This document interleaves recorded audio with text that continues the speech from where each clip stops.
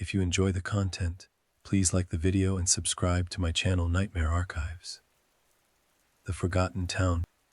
The rain had been falling for hours by the time Daniel's car sputtered to a stop at the outskirts of Millhaven. His GPS had died 30 miles back, and the paper map was useless in this downpour.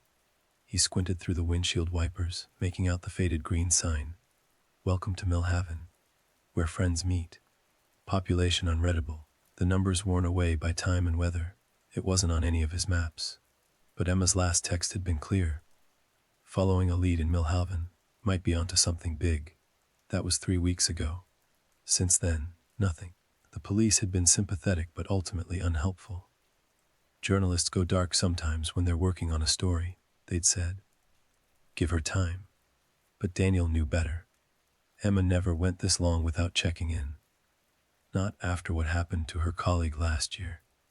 He eased the car forward, tires splashing through puddles as he entered the main street. The town looked like something from a postcard. Quaint storefronts with striped awnings, a town square with a gazebo, street lamps casting warm halos through the rain, yet something felt off.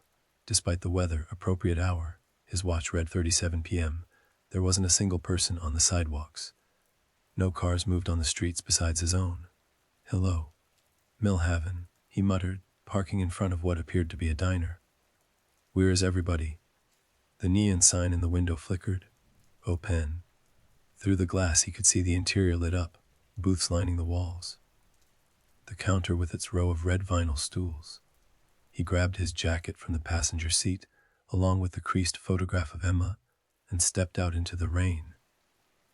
The bell above the door jangled as he entered, the sound unnaturally loud in the silence. The smell hit him immediately. Coffee bacon, something sweet like maple syrup. The air was warm and a ceiling turned lazily overhead. Hello. Daniel called, water dripping from his coat onto the checkered floor. Anyone here? No response, but the diner wasn't empty. Not in the usual sense. On the counter, a coffee pot burbled, the dark liquid fresh and steaming. In one booth, an open newspaper lay beside a half-eaten slice of pie. Fork still poised at the edge of the plate as if its owner had stepped away seconds ago. In another, a laptop hummed, screen glowing with an email left mid-composition.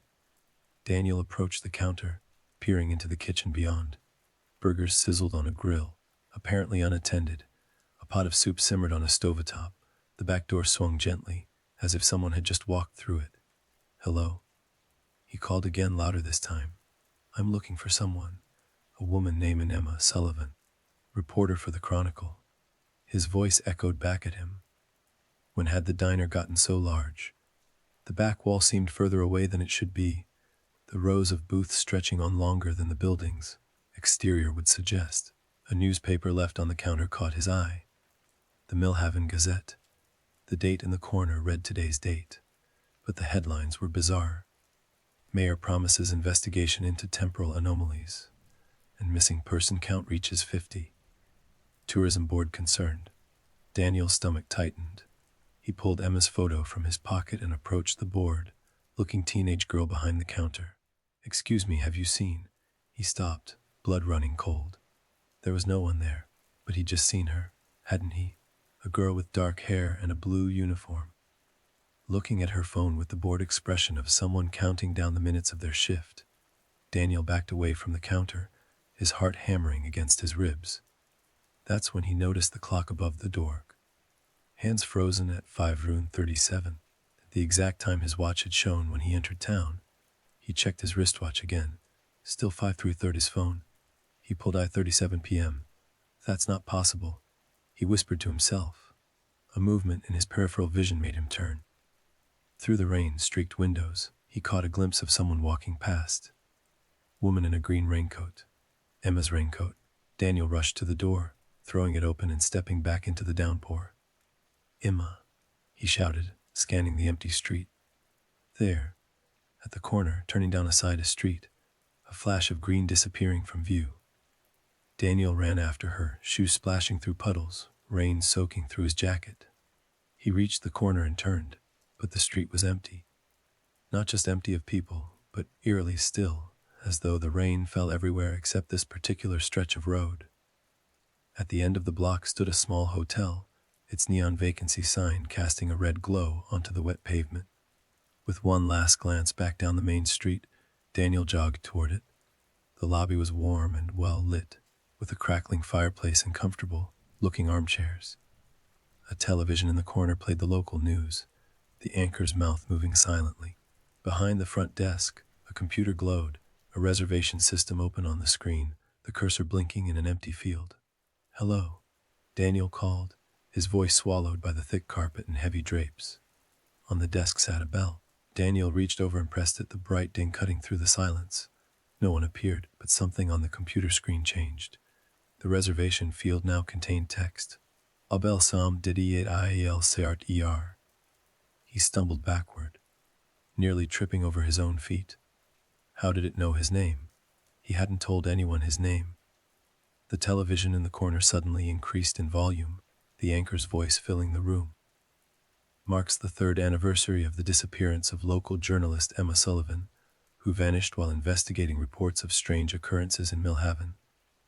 Sullivan's partner, Daniel Carter, continues to search. Daniel lunged for the remote, his hands shaking as he hit the power button. The screen went black, reflecting his pale face back at him. 3 years, he whispered. That's not. Emma only went missing 3 weeks ago. A logbook sat open on the desk, filled with signatures. The last entry caught his eye: Emma Sullivan, room 237, dated 3 weeks ago, the day of her last text message. Without thinking, Daniel grabbed the key for room 2037, which hung on a hook behind the desk. The brass felt unnaturally cold against his palm. The elevator doors opened as soon as he approached, though he hadn't pressed a button. Inside, the wood-paneled walls were lined with mirrors, reflecting Daniel from every angle. As the doors closed and the elevator began to rise, he noticed something unsettling.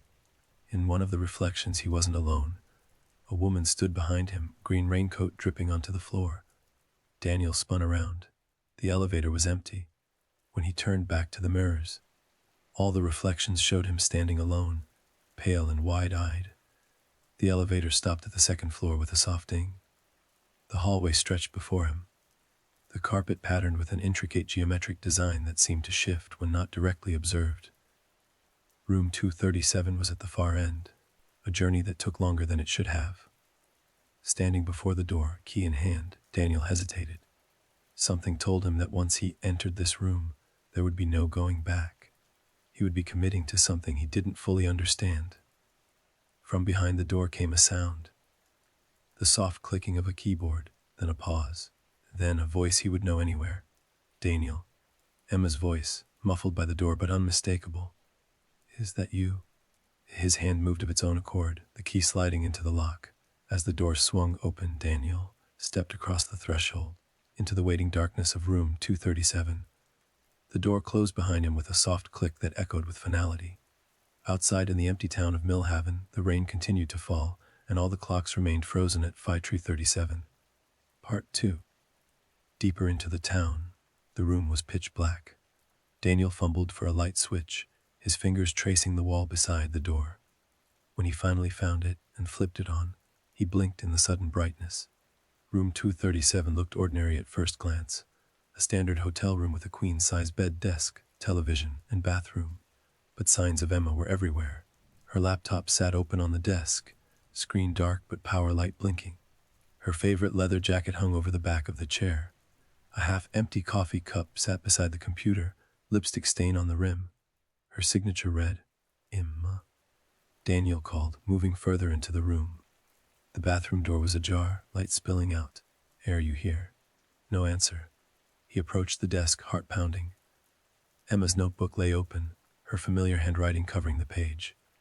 The last entry was dated 3 weeks ago, day 3 in Millhaven. Something is wrong with this place. People disappear during conversations. Streets change when I'm not looking. Yesterday I could have sworn Mrs. Winters at the bakery was the same person as Dr. Reynolds at the clinic. Same face, different clothes, different name. No one will talk about the missing persons. Called Daniel this morning, but the connection was terrible. We'll try again later. Found something in the library archives that might explain what's happening here. Going to check it out tonight. Daniel flipped through the previous pages. Emma had been investigating a pattern of disappearances in towns across the region. Millhaven had the highest number, 27 in the past year alone, according to her notes. Local authorities blamed it on the highway nearby, people passing through, no one keeping track. But Emma had seen a pattern. People arrived looking for someone who had disappeared. Then they disappeared too. A chill ran down Daniel's spine. He had come looking for Emma, just like all the others. The laptop suddenly came to life, the screen illuminating with a video player. Emma's face filled the screen, her expression tense, eyes darting to something off camera. "If you're watching this," she began, voice barely above a whisper, "then you're probably looking for me, which means you're already in danger." She ran a hand through her hair, a nervous habit Daniel knew well. "Don't have much time. Whatever this town is, it's not normal. It shows you things you want to see. It knows things about you." She looked over her shoulder, then back at the camera. "I found recordings in the library basement. People who came before. They all described the same thing, seeing their missing loved ones, following them deeper into town, then nothing. Listen to me carefully, don't trust what you see, especially if it looks like me." The video cut to static, then resumed with Emma in a different location, what looked like a dark room with stone walls. Day 5. Still trapped, but mapped some of it. The layouts change. The town, it's like it's alive somehow. I think. She looked up, eyes widening in fear. No, you're not real, you're not." The video cut off. Daniel stared at the black screen, his hands trembling. He had to find her. Had to get them both out of this place. But first, he needed to understand what they were dealing with. He gathered Emma's notebook and laptop, stuffing them into her backpack, which he found under the desk. As he did, something fell from between the pages of the notebook. Key with a tag that read, "Library Archives." The trip back through the hotel was disorienting. The hallway seemed shorter now, the elevator faster. In the lobby, the fireplace had gone out, leaving the room cold and dim. Outside, the rain had stopped, but the sky remained a flat, featureless gray. His watch still read 5:37 p.m. Daniel followed Emma's notes to the town library, a Victorian building with stone columns and tall windows. Like everywhere else, it was well lit but empty of people. The front doors stood slightly ajar. Inside, the silence had a weight to it, pressing against his ears. Rows of bookshelves stretched into shadows, despite the overhead lights. At the front desk, a computer was open to the catalog, cursor blinking. Beside it sat a cup of tea, still steaming. Daniel made his way to the basement door, marked Archives Staff Only. The key from Emma's notebook fit perfectly. The archives were a maze of metal shelving, boxes, and filing cabinets. Following Emma's notes, Daniel found what she had been looking for. A collection of old recordings, dating back decades. Some on cassette tapes, the older ones on vinyl records, the newest on digital memory cards. He set up a tape player he found on a nearby desk and inserted the first cassette. A man's voice, tight with fear, filled the small space. March 15th, 1982. "I've been in Millhaven for 2 days now, looking for Karen. I keep seeing her. Glimpses through windows across the street, but whenever I get close, she vanishes. Last night I could have sworn she was in my hotel room, standing at the foot of my bed, but when I turned on the light, nothing. The worst part is, no one here will admit this town exists." I stopped at a gas station 30 miles back, asked for directions to Millhaven, and the attendant looked at me like I was speaking another language. Said there's no town by that name in the county. Yet here I am. The people here, there's something wrong with them. Their faces, sometimes they seem to slide just for a second, like masks that don't quite fit. The recording continued, the man's mental state deteriorating as he described streets that looped back on themselves, buildings that were larger inside than out, and clocks that never changed. His final entry was simply, "I saw Karen in the lake. She was calling my name. I'm going to her now." Daniel listened to recording after recording, his dread mounting. Different voices, different decades, but the same story. People came to Millhaven searching for someone. They saw what they were looking for, or thought they did, and then they vanished. The most recent recording was Emma's. The same video that had played on her laptop, plus additional audio logs. In one, she mentioned mapping the town, trying to find a pattern to the changes. In another, she described finding an older man named Walter who claimed to have been trapped in Millhaven for 30 years, living in the spaces between the town, avoiding being seen. Walter says there's a way out, Emma's voice explained in her last recording. Something about the town's heart. He's going to show me tomorrow. If I don't make another recording after that, well, I guess it didn't work. There was no next recording.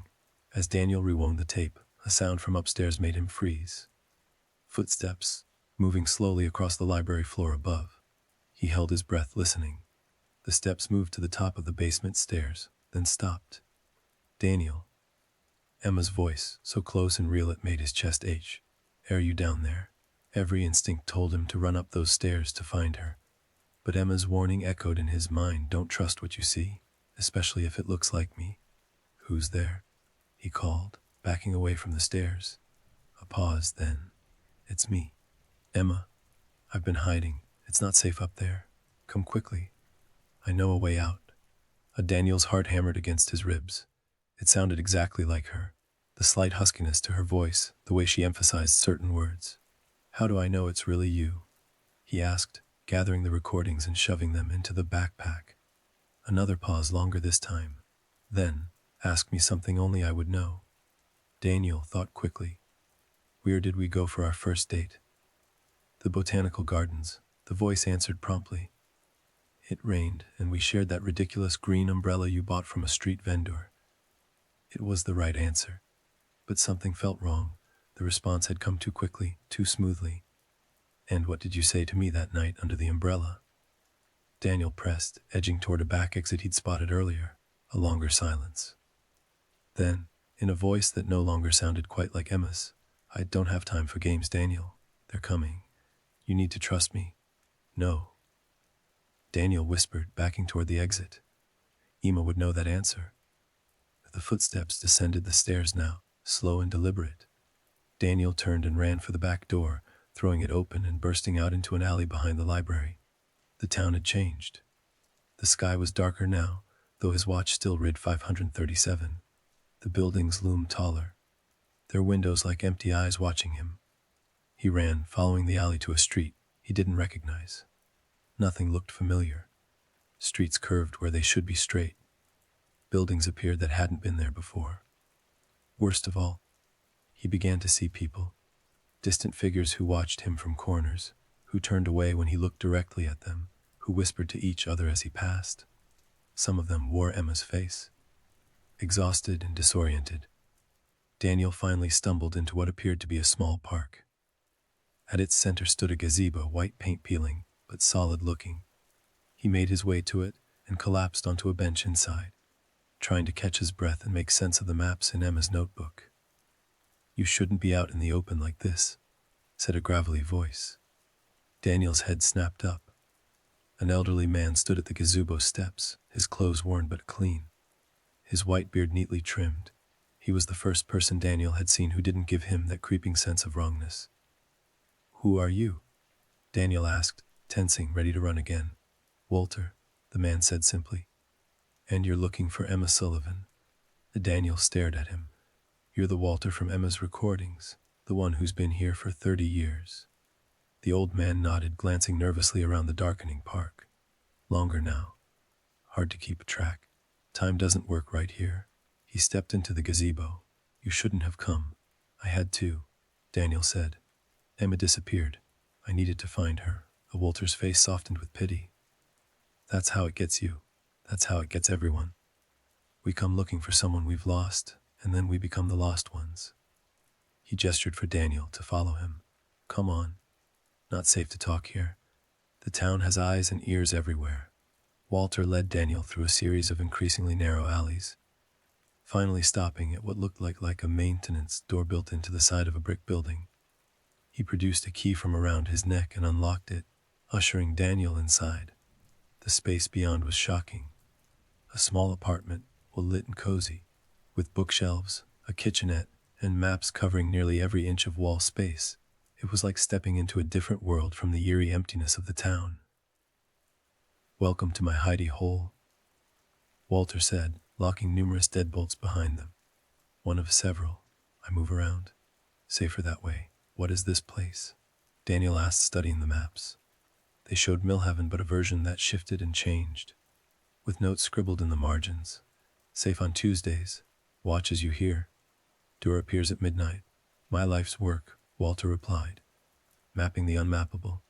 Tracking the heart of Millhaven, he tapped a spot at the center of the largest map. The town is alive, you see. Not alive like you and me, but aware. It feeds on something in us, hope maybe. Desperation. It lures people in, people who are searching so hard they'll believe anything they see. How do we kill it? Daniel asked. His voice hard. Walter laughed, a dry sound with no humor in it. Kill a town, might as well try to kill the ocean. But there might be a way out. That's what your Emma was looking for when she... He trailed off. When she what? Daniel demanded. Is she dead? Is she still here? Walter studied him with sad eyes. Neither. It's hard to explain. People who get taken by the town, they become part of it somehow. Their memories, their faces, their voices. The town uses them like bait for the next person. For you.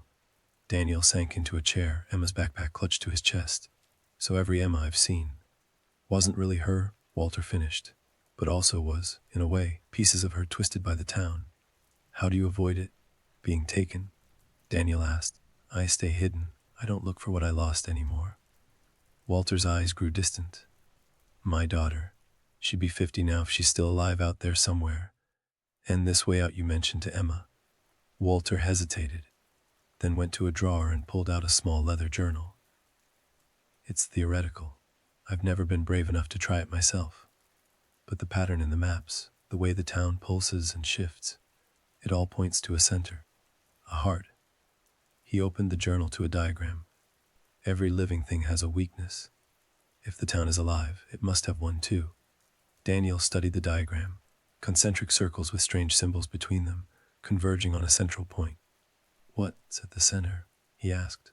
Walter's face was grim. No idea. No one's ever come back to tell me. But Emma was determined to try. She thought if she could reach the heart of the town, she might find a way to escape, or at least understand what this place is. Then that's where I need to go, Daniel said, standing. It's suicide, Walter warned. The closer you get to the center, the stronger the hallucinations become. The town will throw everything at you. Your worst fears, your deepest desires. Most people don't make it a quarter of the way before they break. I don't have a choice, Daniel replied. If there's even a chance Emma is still herself somewhere in this place, I have to try. Walter studied him for a long moment, then nodded. Wait until morning. The town is strongest at night. Get some rest. I'll show you what I know. Daniel wanted to argue, to leave immediately, but exhaustion weighed on him like a physical thing. He let Walter show him to a small cot in the corner. As he drifted toward sleep, Daniel thought he heard Emma's voice, distant and distorted, calling his name. But whether it came from outside Walter's hideout or from within his own mind, he couldn't tell. In his dreams, Daniel walked Millhaven streets, following a figure in a green raincoat who always stayed just ahead of him, turning corners before he could catch up. Wait, he called. Please wait. But the figure never slowed, and the street stretched longer with each step he took. When he finally cornered the figure in a dead-end alley, it turned. Emma's face smiled at him, but the smile stretched too wide, the eyes too empty. Found you, said in Emma's voice. Now it's your turn to hide. Daniel woke with a gasp, his shirt soaked with sweat. Walter's hideout was dark except for a small lamp on the table. Outside, through a tiny window, he could see that the sky was growing lighter. Though his watch, impossibly, still read 5:37 p.m., Walter was already awake, packing a small bag with supplies. Bad dreams, he asked without looking up. The worst, Daniel replied, rubbing his face. Is it really morning? Morning, evening. The words don't mean much here. But the town cycles between light and dark phases. Light is safer. But Daniel stood, stretching his stiff muscles. Then it's time. Show me how to find the center. Part 3, the mind-raveling Walter's map to the heart of Millhaven made little conventional sense. Streets intersected at impossible angles. Buildings appeared in multiple locations simultaneously, and entire blocks were marked with warnings like shifts daily or temporal loop, avoid. But there was a pattern to the madness. Concentric rings growing tighter around a central point marked simply with a black X. The town will fight you every step of the way, Walter explained as they prepared to leave his hideout. The closer you get to the center, the harder it pushes back. Most people never make it past the second ring. What happens to them? Daniel asked, shouldering Emma's backpack. Walter's eyes clouded. They see what they came looking for. They follow it into the shadows. They never come back. The old man handed Daniel a small device that looked like a compass, but instead of north, south, east, and west, the dial was marked with strange symbols. It doesn't point to magnetic north, Walter explained. It points to the center. No matter how the streets shift, this will guide you, but be careful. The battery only lasts a few hours. After that, you're on your own. Daniel tucked the device into his pocket. What about you? Aren't you coming? Walter shook his head. I've survived this long by knowing my limits. Besides, someone needs to stay behind, in case. He didn't finish the sentence. At the door, Walter gripped Daniel's arm. Remember, nothing you see is real. Nothing you hear is trustworthy. The town will use your memories, your desires, your fears against you. It will wear Emma's face, speak with her voice. But it is not her. How will I know if I find the real Emma? Walter's expression was grim. I don't know if you can. The town appeared different in the gray morning light. Buildings seemed closer together, streets narrower. As Daniel followed the compass through the first ring of streets, he noticed details he'd missed before. The way the shadows sometimes moved independently of their objects. How reflections in windows didn't always match what should be reflected. The sound of footsteps that stopped when he stopped, continued when he continued. He was being watched, followed. The first hallucination came as he crossed into what Walter had called the second ring. A pay phone on the corner began to ring. Daniel tried to ignore it, but after 10 continuous rings, he approached cautiously. He lifted the receiver without speaking. Daniel. Emma's voice, crystal clear. Daniel, is that you? Oh, thank God. I've been trying to reach you. I'm at the old theater on Cedar Street. Please hurry.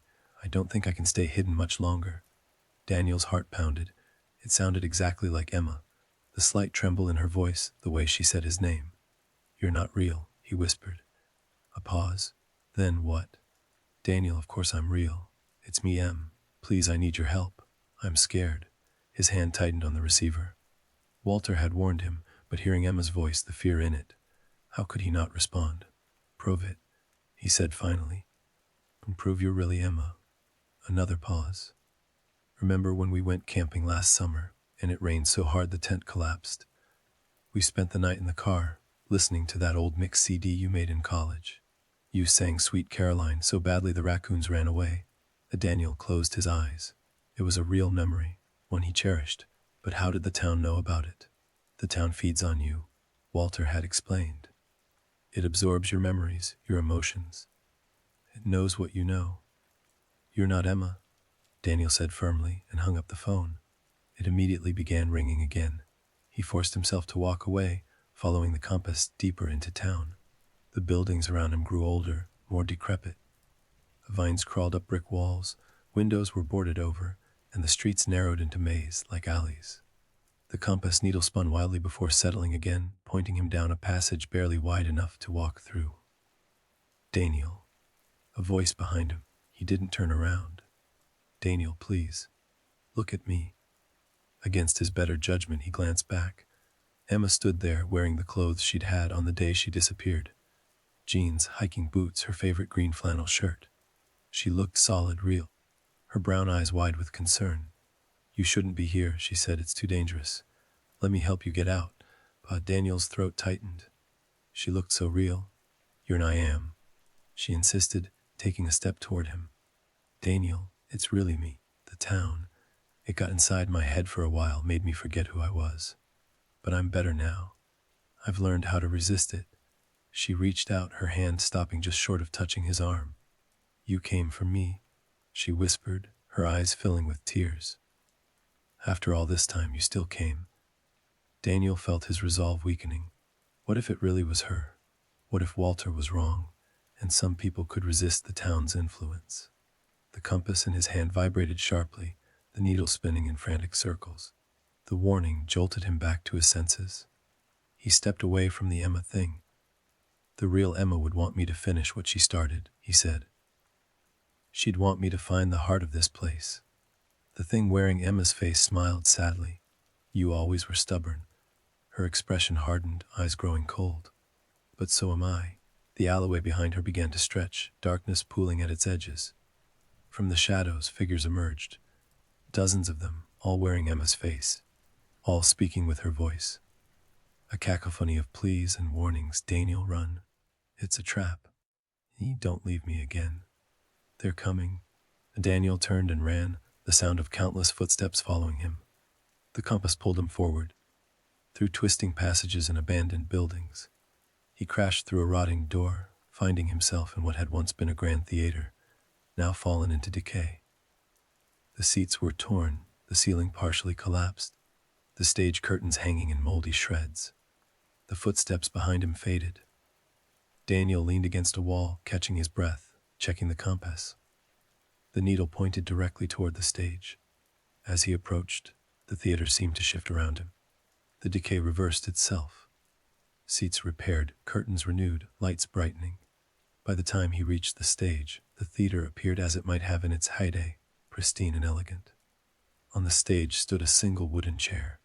Sitting in it, her back to him, was a woman with Emma's chestnut hair, styled as she always wore it. Emma, Daniel whispered, climbing onto the stage. The woman didn't respond. As Daniel circled around to see her face, he recoiled in horror. It was Emma, but not as he'd last seen her. This Emma was older, her face lined with decades of age, her hair streaked with gray. Her eyes stared vacantly forward, unseeing. What is this? Daniel demanded, his voice echoing the empty theater. What have you done to her? The elderly Emma's lips moved, but the voice that emerged was not hers. It was deeper, resonant, composed of many voices speaking in unison. This is what becomes of those who stay too long, the voices said. This is your Emma, 50 years from now, still searching for a way out, still hoping you'll find her. You're lying, Daniel said, backing away. This isn't real, isn't it? The elderly Emma's head turned toward him, her vacant eyes suddenly focusing. Time works differently here, Daniel. For you, it's been days since Emma disappeared. For her, it's been decades. No, Daniel whispered. Yes, the voices continued. But it doesn't have to be this way. You can save her. You can take her place. One soul for another. That's the rule. The town must be fed. The elderly Emma stood, moving with a grace that belied her parent age. Choose Daniel. Leave now and Emma stays forever searching. Or take her place and she goes free. Daniel's mind reeled. Was this another trick? Another hallucination? Or was this the truth at the heart of Millhaven? Divil's bargain, a soul for a soul. The compass in his hand grew hot, the needle spinning wildly before shattering with a pop. The device was useless now. How do I know you'll keep your word? Daniel asked. How do I know this isn't just another lie? The elderly Emma, or whatever spoke through her, smiled. Faith, Daniel. Isn't that why you came? Faith that Emma could be saved. She extended a withered hand. Choose now. The offer won't remain open long. The Daniel hesitated, his gaze fixed on the familiar stranger before him. If there was even a chance this was real, that Emma could be freed. Wait, he said, suddenly remembering something. He pulled Emma's notebook from the backpack. On the last page, she'd written something he hadn't noticed before. Small note in the margin. The town feeds on certainty. Question everything. TGUTW, Thomas Walter. You're lying, Daniel said with sudden conviction. This isn't how it works. Emma figured it out. That's why she went to the center, not to make a trade, but to break the cycle. The elderly Emma's face contorted with rage, the mask of kindness falling away. Foolish boy. There is no escape, only replacement, only hunger. But the theater began to crumble around them, decay returning at an accelerated pace. Seats rotted into dust, walls collapsed. And the floor beneath Daniel's feet groaned with structural failure. The thing that wasn't Emma melted away. its form twisting into something shadowy and formless before disappearing entirely. Daniel ran as the stage collapsed behind him, barely making it to the exit before the entire building imploded inward. He found himself on an unfamiliar street, buildings warping and shifting around him like a fever dream. Without the compass, he had no way to navigate toward the center, but Emma's notebook contained her own attempts at mapping the town. If he could just figure out where he was. A sound caught his attention, a kind of rhythmic thumping, like a giant heartbeat. It seemed to come from everywhere at once, vibrating through the pavement beneath his feet. Daniel closed his eyes, focusing on the sound. When he opened them again, he noticed something strange. The buildings, the streets, even the sky itself seemed to pulse slightly in rhythm with the sound, expanding and contracting, barely perceptible unless you were looking for it. The town is alive, Walter had said, and living things had hearts. Daniel began to follow the pulse, moving toward where it felt strongest. The hallucinations intensified as he went.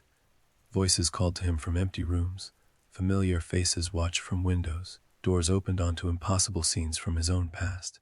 He saw himself as a child, playing in his parents' backyard. He saw the accident that had killed his parents, replayed in grotesque detail. He saw the first time he'd met Emma, at a journalism conference 5 years ago. He saw their future that would never be, a wedding, a home, children. Not real, he muttered to himself, pushing forward. None of it's real. The pulse grew stronger, the world around him more fluid and dreamlike. Buildings bent at impossible angles, streets folded into themselves, and gravity seemed optional in some places.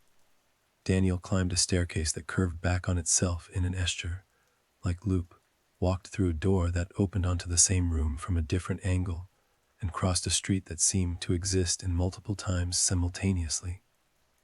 Half buried in snow, half baking in summer heat, his mind struggled to process what his eyes reported.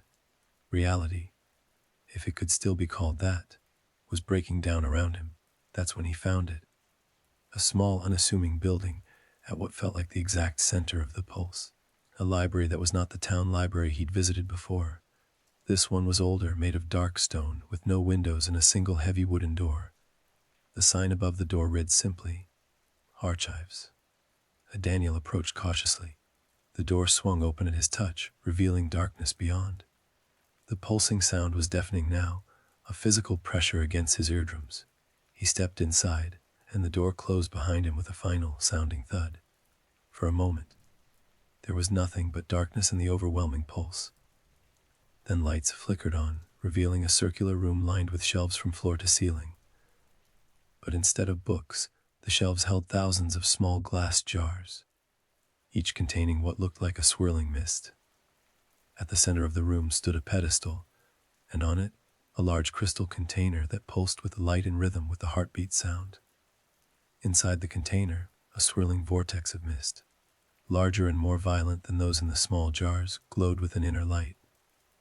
And surrounding the pedestal, sitting in chairs arranged in a circle, were people, dozens of them, of various ages, all perfectly still, all with the same vacant expression Daniel had seen on the elderly version of Emma in the theater. He moved closer, examining their faces. Some he recognized from photographs in Emma's notebook, missing persons she'd been investigating. Others were strangers to him, but they all shared the same emptiness, as if something vital had been removed from them. On one of the chairs sat a woman in a green raincoat, her chestnut hair falling over her face. Daniel approached slowly, already knowing what he would find. He brushed the hair back gently. Emma, her real face not aged or distorted, but her eyes held the same vacancy as the others, staring at nothing. Emma, Daniel whispered, kneeling before her. I'm here. I found you. No response. No recognition. Daniel's gaze moved to the crystal container on the pedestal. The pulsing light cast shadows that moved like living things across the walls. The mist inside swirled faster as he approached, as if agitated by his presence. Near the base of the pedestal lay a leather-bound book open to a page filled with handwritten notes. The handwriting was familiar. Emma's distinctive script. Daniel picked it up carefully. I found it. The heart of Millhaven. Not a place, but a thing. Something old. something hungry. It doesn't just take people, it takes pieces of them. Memories, emotions, desires. It feeds on the very things that make us human. The jars contain what's left of its victims. Echoes, fragments of consciousness. The people themselves are kept nearby, empty vessels, sustained but no longer truly alive. I think the entity keeps them as anchors, allowing it to access their memories, to create the illusions it uses to trap others. There's a pattern to who it takes. People searching for loved ones, people driven by loss and desperate hope. The stronger the emotion, the more it's drawn to them. It uses what they most desire against them. I believe I can break the connection. If the central container is destroyed, the fragments might return to their owners. But I need to be careful. The entity is aware of me now. It's trying to. The entry ended abruptly, as if Emma had been interrupted while writing. Daniel looked up at the pulsing container with new understanding. This was the true heart of Millhaven. Not a physical place, but a malevolent consciousness that fed on human emotion, that trapped people in a web of their own desires and kept them as empty shells while it consumed their inner lives. And Emma had been trying to destroy it when it took her. He approached the pedestal slowly, studying the crystal container. It had no obvious opening, no way to access the swirling entity inside. But as he circled it, he noticed cracks in the crystal surface, small but distinct, as if someone had struck it with something heavy. Emma had tried to break it. Daniel searched the room, finding a heavy brass paperweight on a small table near the wall. He returned to the pedestal, raising the paperweight above his head. The mist inside the container swirled violently, and suddenly the room was filled with voices. Hundreds of them, overlapping, pleading, "Don't. You'll kill us all. She's still alive in here. We can give her back to you. We can give you anything you want." Among the voices he heard Emma's, desperate and afraid. "Daniel, please, I'm still in there. Don't destroy it." Daniel hesitated, the paperweight still raised. What if they were telling the truth? What if destroying the container destroyed whatever remained of the real Emma? The mist pressed against the crystal, forming shapes that resembled faces. Distorted, agonized faces pressing outward as if trying to escape. Among them, he saw what looked like Emma, her features twisted in fear. "Please," her voice begged, "find another way." Daniel lowered the paperweight slightly. "What other way?" he asked. "How do I free her?" Then the mist swirled faster, and the voice that answered was not Emma's, but the same multi-layered voice he'd heard in the theater. "Take her place. One soul for another." "No," Daniel said firmly. "That's not freedom. That's just a different prison. It's the only way." The voices insisted. The balance must be maintained. The Daniel looked at Emma's vacant form in the chair, then at her journal, then back at the container. She had discovered the truth.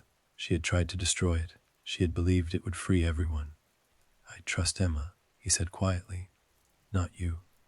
Before the entity could respond, Daniel brought the paperweight down the crystal with all his strength. The container cracked further but didn't break. He struck again, and again, the cracks spreading like a web across the surface. The room shook violently.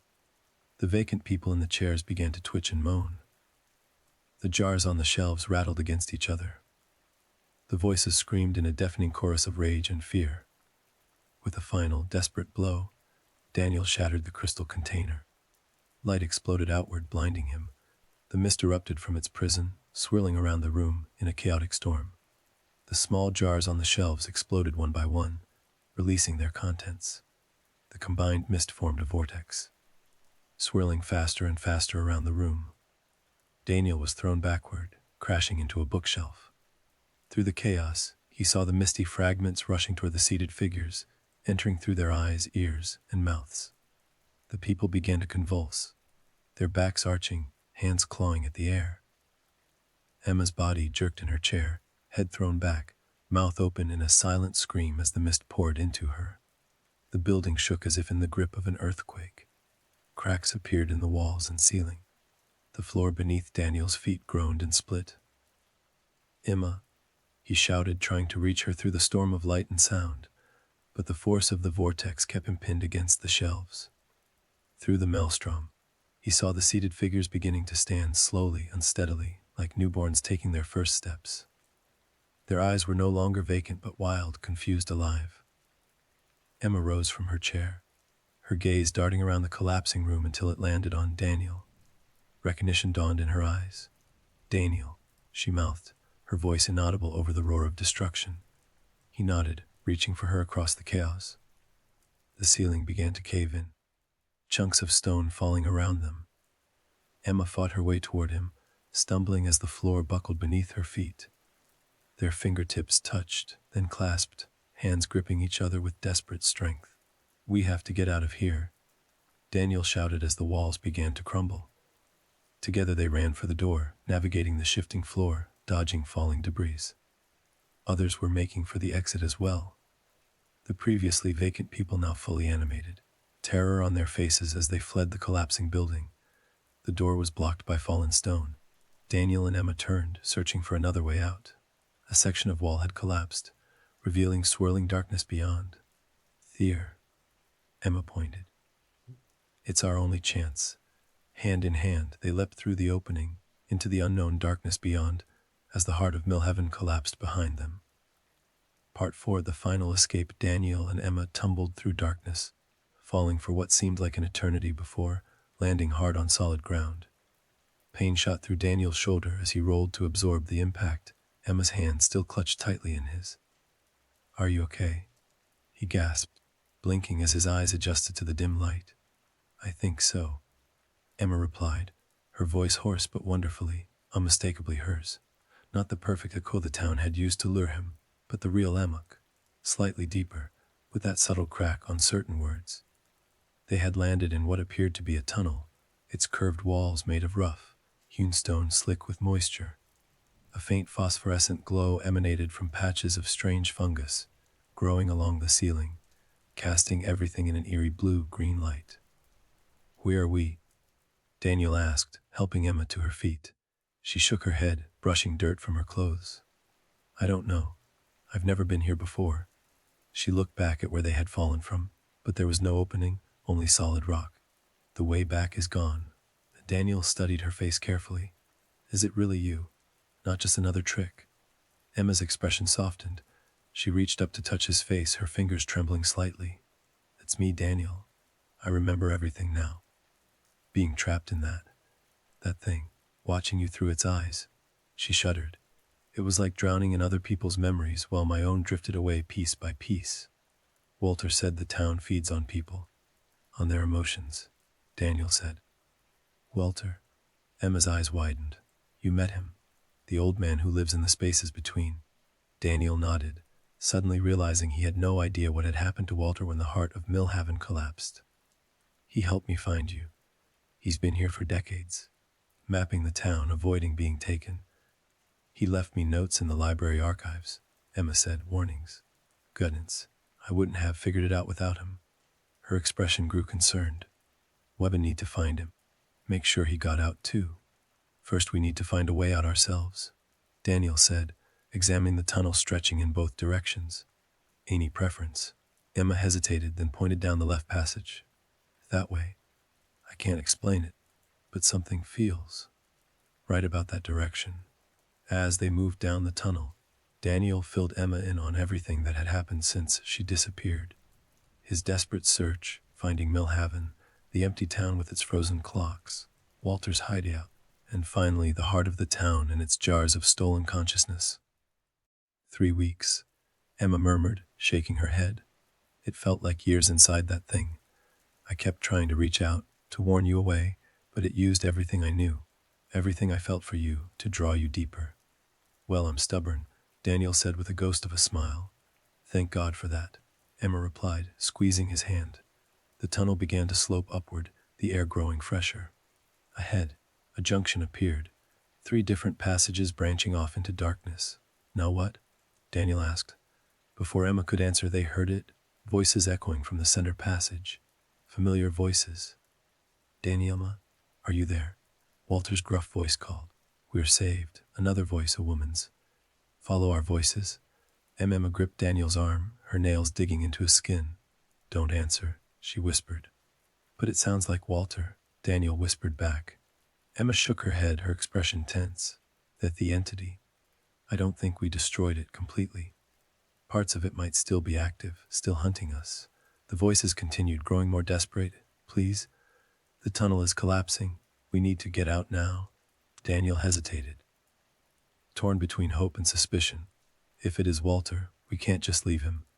Ask him something only he would know, Emma suggested. Daniel took a step toward the center passage. Walter, if that's really you, what was in your head yet? What did you show me? A pause. Then maps, my boy. Maps of the town, and the compass that points to the center. Daniel looked at Emma. It was the right answer. Emma still seemed uncertain. There's something not quite. Before she could finish, the ground beneath them trembled violently. Cracks appeared in the tunnel ceiling, dust and small rocks raining down. We need to move. Daniel shouted over the rumbling. No. They sprinted toward the center passage, where the voices had come from. As they approached the junction, the trembling intensified. The ceiling of the left passage collapsed entirely, and the right passage began to cave in as well. Only the center passage remained open, darkness beckoning beyond. It's another trap, Emma gasped. But there was nowhere else to go. Hand in hand, they plunged into the center tunnel as the junction collapsed behind them. The rumbling faded as they moved deeper, the voices now silent. The passage widened into a large cavern, its walls glittering with the same phosphorescent fungus. At the center stood what appeared to be a stone archway, intricately carved with symbols similar to those on Walter's compass. Beyond the arch, there was only darkness. What is that? Daniel asked. Approaching it cautiously, Emma studied the symbols. I've seen these before in the archives. They're some kind of doorway notation. Walter believed the town exists in a space between realities, that there might be ways to cross back to our world if you found the right door. Daniel circled the arch. So this could be a way out, or another trap. I don't know, Emma admitted. But the entity wouldn't have tried to lure us here if it was a way out. It would have blocked this path, not encouraged it. Daniel nodded slowly. So the voices were trying to keep us away from this place by pretending to be here. Exactly. As they examined the arch, the cavern began to change. The stone walls seemed to soften, becoming translucent in places. Through these window-like patches, they could see glimpses of Millhaven. Streets, buildings, the park with its gazebo. It's still out there, Emma whispered. Still waiting. In one of the translucent patches, a figure appeared. Walter, looking directly at them, his mouth moving as if speaking, though they couldn't hear him. Walter, Daniel called. Can you hear us? The old man's image continued to mouth words silently, pointing urgently at the arch, then at his wrist, as if referencing a watch. He's trying to tell us something about time, Emma said. The clocks in town, they're all stopped at 5:37. Daniel checked his watch. Still 5:37, just as it had been since he arrived in Millhaven. The town exists outside of normal time, Emma continued, thinking aloud. That's why Walter couldn't keep track of how long he'd been here, why it felt like years to me but was only weeks in the real world. The ground trembled again, more violently this time. The translucent patches in the walls began to crack. Like ice breaking on a pond, Walter's image fractured and disappeared. Whatever you destroyed in the heart of the town, it's affecting this whole place, Emma said. Everything's falling apart. The archway began to glow, a soft blue light tracing the carved symbols. I think it's activating, Daniel said, maybe responding to the collapse. Another, stronger tremor shook the cavern. Chunks of the ceiling crashed down around them. We need to decide now, Emma said, staring at the arch. Go through or find another way. Daniel looked at her, at the determination in her eyes that he'd fallen in love with years ago. Together. Emma nodded, squeezing his hand. Together, they approached the glowing archway. Through it, there was still only darkness, no hint of what lay beyond. Wait, Emma said suddenly, pulling something from her pocket. Her recorder, the one she'd used to document her investigation. If this is another trap, if we don't make it out, someone should know what happened here. She pressed record and spoke quickly. This is Emma Sullivan, with Daniel Carter. We've discovered a town called Millhaven that appears to be some kind of sentient entity feeding on human consciousness. We're attempting to escape through what we believe may be a portal. If anyone finds this recording, stay away from Millhaven. It's not on any map for a reason. As she clicked off the recorder and tucked it securely into Daniel's backpack. Just in case, she said. Hand in hand they stepped through the archway. Darkness enveloped them, absolute and complete. Daniel felt Emma's hand in his, then a sensation of weightlessness, of falling yet being perfectly still. Time seemed to stretch and compress simultaneously. Then, abruptly light. Daniel blinked, momentarily blinded. As his vision cleared, he found himself standing on a rural road, Emma beside him, their hands still clasped. Before them stretched miles of forest. Behind them, a weathered sign lay fallen in the grass, "Welcome to Millhaven, where friends meet." But there was no town, no buildings, no streets, nothing but forest and underbrush where Millhaven should have been. "Is it gone?" Daniel asked, his voice barely a whisper. Emma shook her head, her expression a mixture of relief and uncertainty. "I don't think it's ever truly gone. Just dormant maybe, or invisible to us now." Daniel checked his watch. 5:38 p.m. The minute hand had moved for the first time since he'd entered Millhaven. "Time's moving again," he said. Emma pulled out her phone, which had been dead since her disappearance. It powered on immediately, signal bars appearing. "We're back in the real world," she said, her voice breaking slightly with emotion. Daniel stared at the empty forest where the town should have been. "What about the others? Walter, the people who were trapped there?" "I don't know," Emma admitted. "Maybe they escaped too. Maybe they're still in there, in whatever remains of the town." She gazed at the fallen sign, her expression haunted. "Or maybe they were never real to begin with, just constructs created by the entity." "Walter was real," Daniel insisted. "He helped me find you." Emma nodded slowly. "Then I hope he found his way out too." They began walking down the road, toward where Daniel had left his car what seemed like a lifetime ago. Neither spoke for a long time, processing all they had experienced. "What do we do now?" Daniel finally asked. "Tell people. Warn them." Emma looked back once more at where Millhaven should have been. "Who would believe us? A town that appears and disappears, that feeds on human consciousness." She shook her head. "They'd think we were crazy. So we just move on. Pretend it never happened." Emma stopped walking, turning to face him. "No, we document everything. My recordings, your experiences, Walter's maps. We put it all together as evidence. And we watch for signs. Other places like Millhaven.